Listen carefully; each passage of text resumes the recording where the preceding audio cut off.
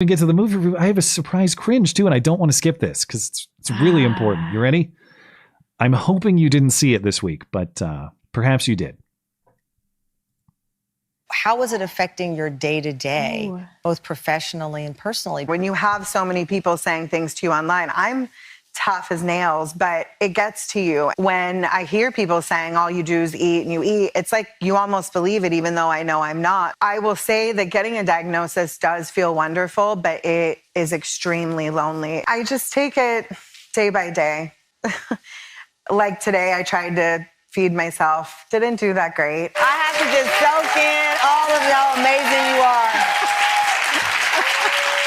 I do. I have to receive how amazing you are and how special you are. And I hope you receive this. No, thank you.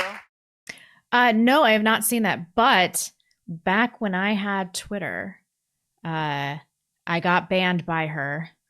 So you know who that is? It's Tess Holliday, yes. Yeah. Because she got pregnant. You couldn't tell she was pregnant at all. And I asked her how it was even possible that her husband found her giant vagina. And she banned me. She blocked you or Twitter? She blocked me. Oh, okay. She blocked Twitter me. didn't discipline you?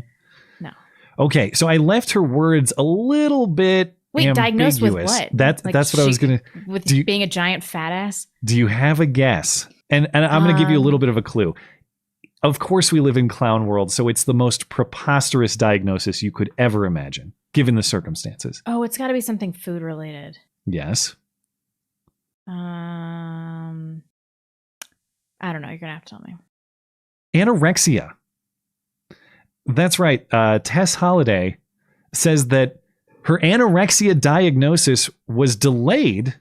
The help that she needed was delayed due to weight bias. Oh, she said, God. If there wasn't so much weight bias stigma in the medical industry, someone could have helped me before I got to this point. She says, when you think of the term anorexia, you associate it with emaciated bodies. I had no idea that it could be me. But she was diagnosed late last year after taking time, as People magazine characterizes it, taking time to explore her relationship with food. Sounds like she does that a fair amount. Yeah, for real. Tess says, during the pandemic, it caused me to slow down like it did most of us. And I started really examining how I was feeding my body or the lack thereof, she says.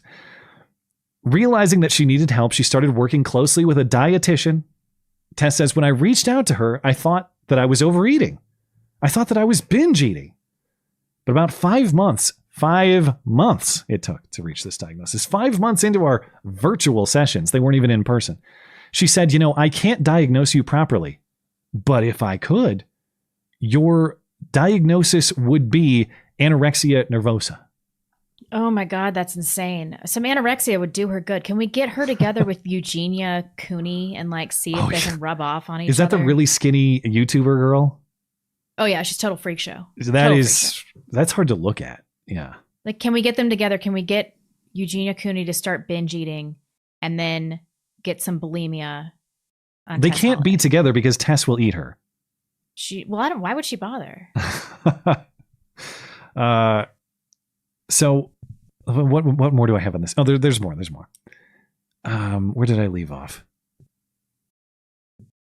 So since the diagnosis, Tess says she struggles with allowing herself to eat. She's really struggled the last few months with allowing herself to eat, as you can see. No, you haven't, you fat bitch. What are you talking about?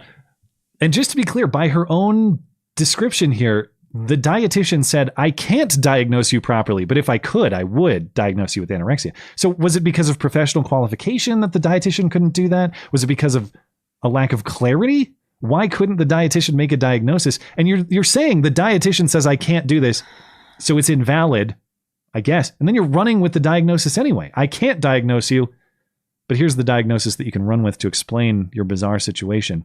Now, I think this is actually more preposterous than Rachel Dolezal, more preposterous than Leah Thomas or any of the transgender shenanigans you've seen. At least those people try.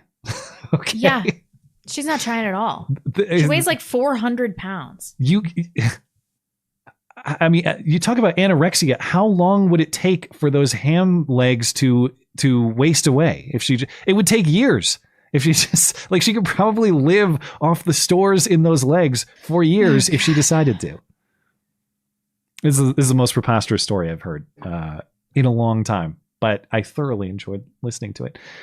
Anyway, anything else you have to say about Tess? Nope, still hella fat. Hella fat.